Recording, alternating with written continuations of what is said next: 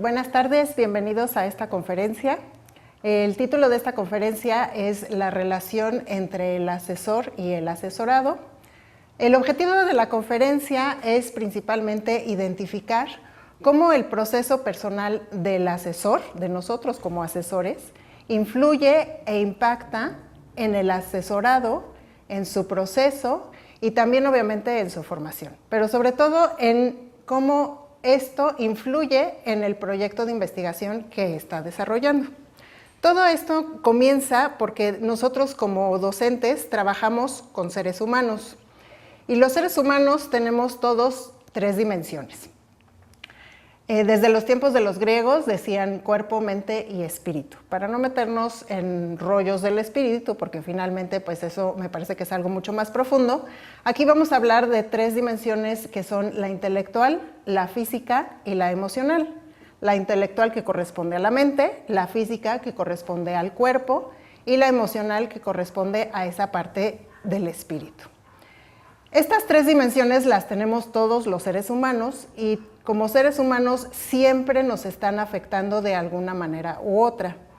Estas tres dimensiones son parte de nuestro ser y además van haciendo y nos van conformando en la vida diaria desde las relaciones que tenemos, desde las decisiones que tomamos, incluso desde las cosas que hacemos. Cada una de estas dimensiones tiene ciertas características y la persona por lo general se va a inclinar hacia una de estas tres dimensiones. Estas dimensiones son parte de un triángulo que se llama el triángulo de la conciencia y aunque todos tenemos de todas, sí nos gusta más una, nos acomodamos más, nos domina más. Alfonso Soto lo llama el eje de gravedad y es que nos jala más una de esas dimensiones. Entonces, cuando nos jala más una de esas dimensiones, pues puede ser un poco riesgoso que nos rigidicemos en cuanto a las conductas de cada una de esas dimensiones. Entonces, las dimensiones tienen ciertas características y le dan también ciertas características al ser humano. En la parte intelectual, tendríamos una persona que le gusta pensar, que le gusta conocer, que le gusta saber, que le gusta todas las actividades que tienen que ver con el pensamiento, con la mente, con cualquier actividad mental. Entonces, el pensamiento reflexivo, toda la lógica, todos los pensamientos críticos, las lecturas, las teorías, eso está todo en la mente, ¿no? Todo en la actividad es mental. Entonces, esta parte intelectual se va agudizando y se va creando cierta habilidad hacia ciertas actividades de ese tipo, de tipo mental. Entonces, una persona intelectual pues es una persona que viene a este mundo y sabe y conoce y le gusta. Tienen un ritmo constante precisamente porque siempre están como en este proceso de estar pensando y de estar mecanizando ideas, les gusta seguir estructuras que saben que les funcionan. En el aspecto físico tenemos a las personas que creen que vienen a este mundo a hacer cosas. Les gusta estar constantemente buscando actividades, estar buscando cosas que les llamen la atención para moverse, para sentirse activos. Si no tienen algo que hacer, se preocupan, se aburren, incluso se pueden hasta desilusionar o deprimir. Entonces, estas personas nos gusta hacer actividades, incluso hasta de repente un poco hiperactivos y constantemente están buscando el movimiento, algo que hacer. Por supuesto, como son más activas, su ritmo es mucho más rápido, entonces tienden a ser también impulsivas por lo mismo. En el eje emocional tenemos la gente que le gusta sentir, que esa experiencia de vivir las cosas, de tener las vivencias claras, gozarlas, disfrutarlas, estar como presentes en los momentos que viven, es lo que los mueve y entonces toda esa emocionalidad es la que los motiva y los mueve, valga la redundancia, dentro de su vida.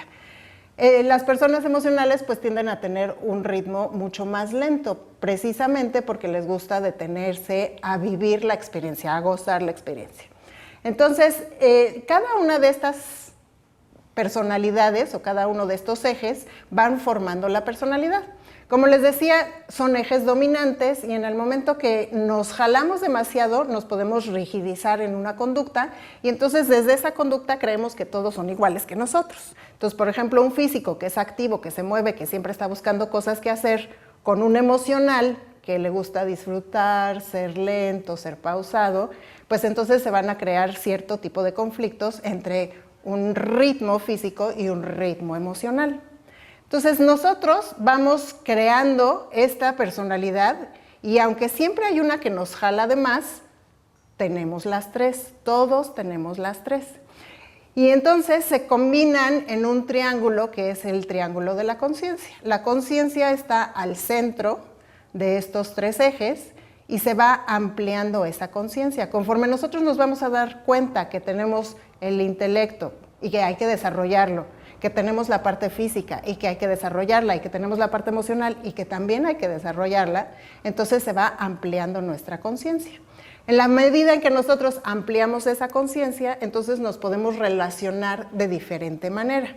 Y esto es muy importante, sobre todo en la asesoría, porque también estamos tratando con seres humanos. Cuando nosotros tenemos estos tres ejes balanceados, tenemos esa conciencia más abierta. La realidad es que nunca vamos a hacer un triángulo equilátero, como se ve en la figura. Siempre vamos a hacer un triángulo escaleno, porque el ser humano siempre está en movimiento. Nunca estamos estáticos. Y el triángulo escaleno se va a ir moviendo de acuerdo a las situaciones que vivimos. Por ejemplo, si yo soy una persona física, pues estoy en el hacer, estoy en mis actividades, pero resulta ser que un día se muere mi perro. Obviamente en ese momento la situación me va a jalar hacia algo más emocional y entonces me voy a poner triste, voy a estar a lo mejor de duelo, pero resulta ser que al otro día tengo examen de matemáticas. Entonces, pues me voy a tener que jalar a la parte intelectual, me voy a tener que poner a estudiar, aunque me sienta triste y aunque quisiera hacer otras cosas o no quisiera hacer nada, a lo mejor me voy a ir a la parte intelectual a estudiar. Entonces me voy a ir moviendo de uno a otro. Otro aspecto importante de estas personalidades o de estos ejes es que también están las polaridades. Todo en esta vida está en polaridades, entonces así como el día y la noche, ¿no? La luz y la oscuridad, también cada una de estas tiene sus polaridades.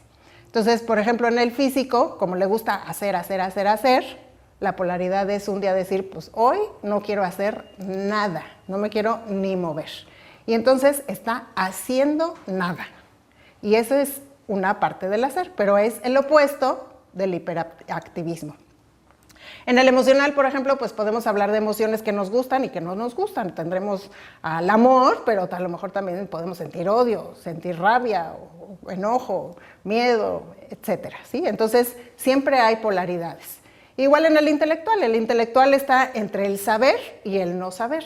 Sin embargo, pues a un intelectual no le gusta admitir que no sabe. Entonces va a hablar de lo que sabe. No sé si les ha pasado, pero por ejemplo te subes a un taxi y el taxista sabe de todo. Entonces no es algo que tiene que ver con lo académico o con el grado de estudios que hayan realizado, sino que realmente tiene que ver con el que les gusta conocer. Y entonces van a estar hablando de lo que sí saben. Entonces estas tres personalidades o estos tres ejes nos van a ir conformando y vamos a ir haciendo nuestra personalidad.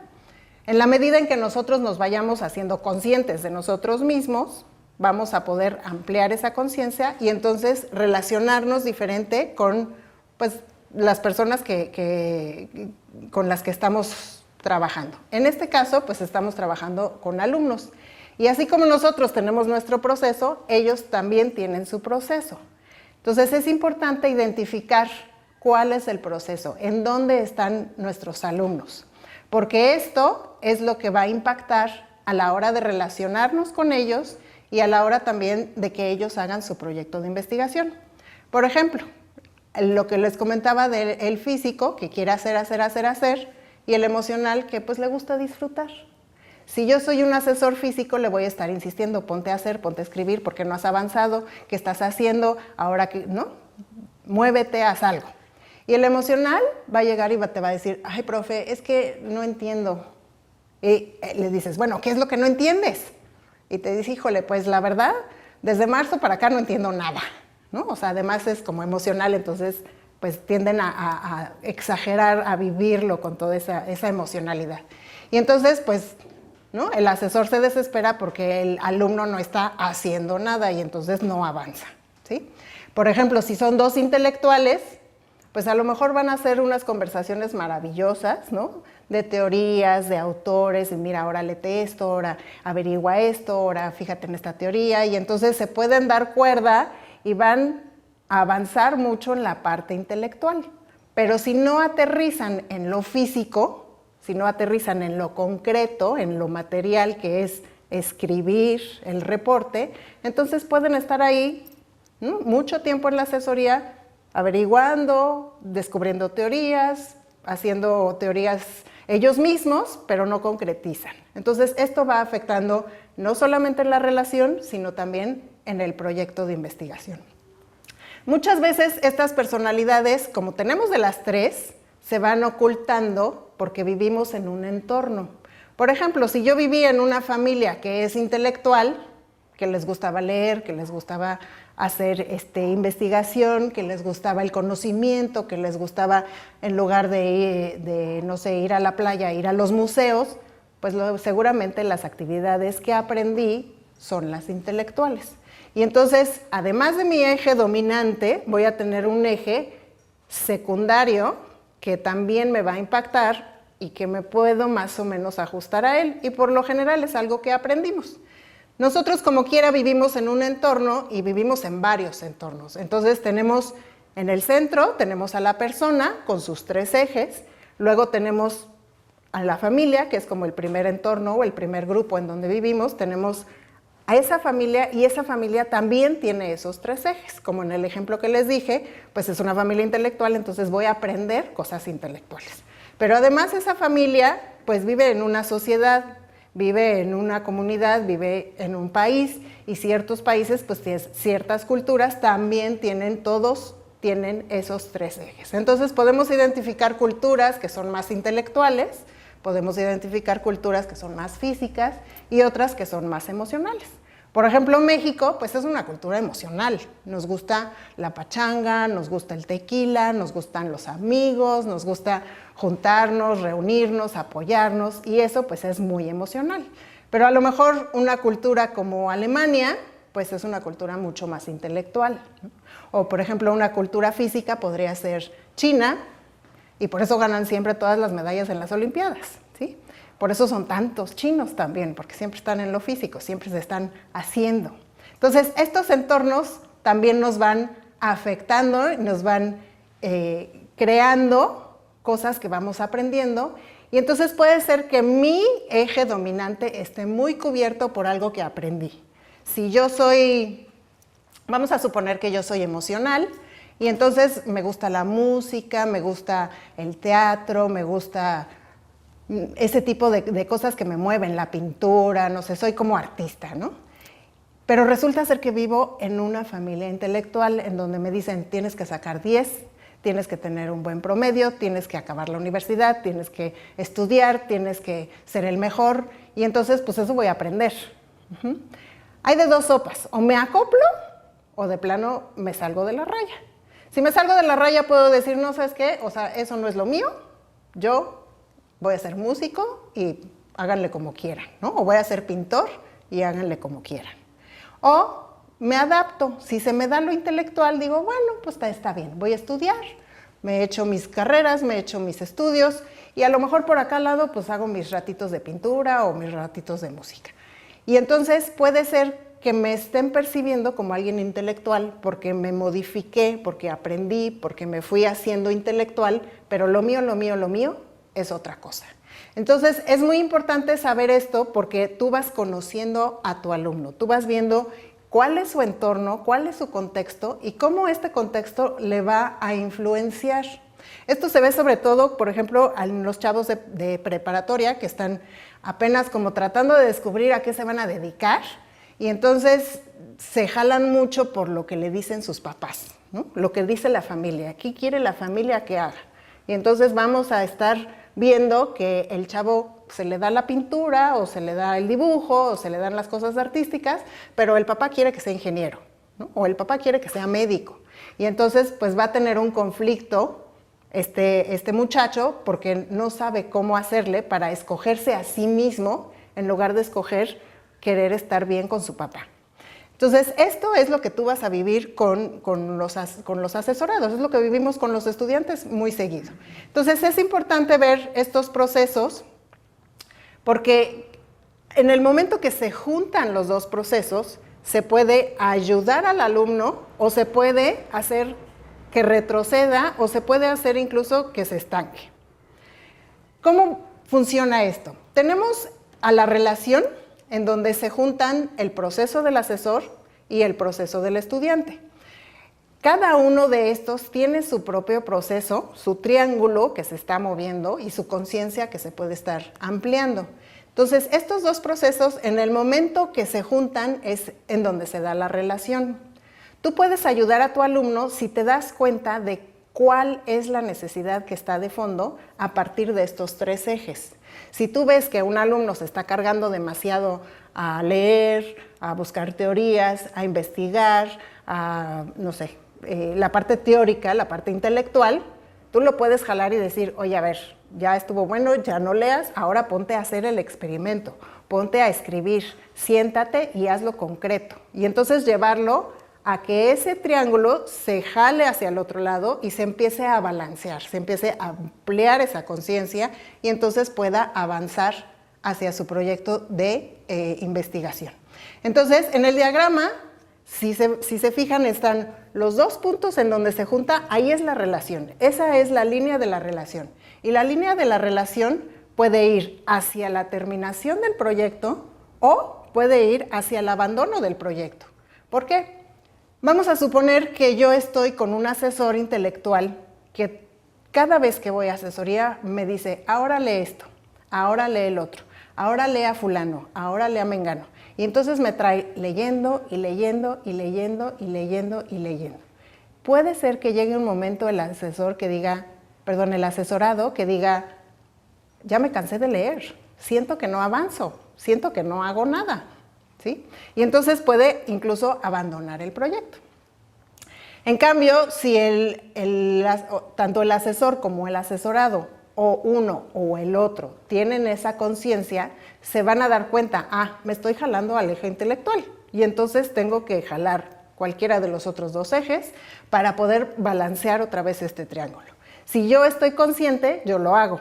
Si el alumno está consciente, él lo hace. Pero si el alumno no está consciente, más yo sí, entonces lo puedo orientar a que su proceso personal en ese triángulo de la conciencia busque un mejor equilibrio, busque otro eje en donde se jale y entonces pueda avanzar hacia la terminación del proyecto. Como quiera que sea, dentro del proyecto, a veces la responsabilidad está más en el alumno y en ocasiones está un poco más del lado del asesorado. Por ejemplo, cuando estamos revisando, ¿no? Ellos nos entregan el proyecto y nosotros tenemos que revisar y es nuestro proceso, lo reviso, lo hago, lo estudio y va de regreso. Cuando él trabaja, entonces él está en su proceso haciendo, leyendo o la actividad que corresponda a su investigación y en ese momento la relación se separa, es decir, no estamos tan presentes porque él está respondiendo o yo estoy respondiendo a la actividad que corresponda. Pero cuando se une, es muy importante darnos cuenta de en dónde está el asesorado para poder ayudarle y darle herramientas que balanceen este triángulo de la conciencia y que por lo tanto le puedan ayudar a acercarse hacia la terminación del proyecto. Esto es lo que se conoce como la teoría de la investigación humanista porque está basada en esa relación, en cómo tú te relacionas como asesor desde tu proceso personal con el asesorado en su proceso personal. Y bueno, para ir concluyendo, es muy importante que consideres esto como una parte del rol de asesor que tú tienes que realizar.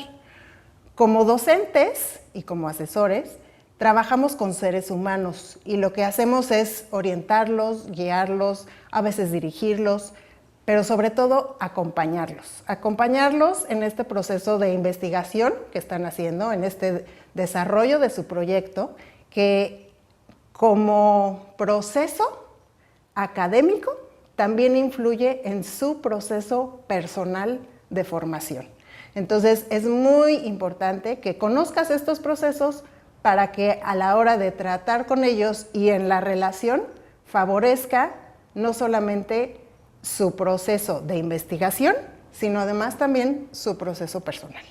En cuanto a cómo hacerle para que esta relación se dé y que tú puedas ayudar a tu asesorado, un tip que yo puedo decirles que funciona es sobre todo observarlos, observar su lenguaje, observar lo que les gusta, observar qué platican, con quién platican qué, ¿no? Cómo le hacen con sus amigos. Por ejemplo, cuando salimos a receso, ¿no? O están en recreo y están en el patio, uno puede ver lo que están haciendo y cómo se están relacionando entre ellos. Hay quienes se aíslan, hay quienes a lo mejor se quedan leyendo, hay quienes a lo mejor son como el centro de atención. Entonces, el identificar estas actitudes de tus alumnos, de lo que les gusta, de lo que hacen, de lo que platican, incluso hasta de su lenguaje, porque, por ejemplo, los intelectuales hablan mucho de explicar, de pensar, de conocer,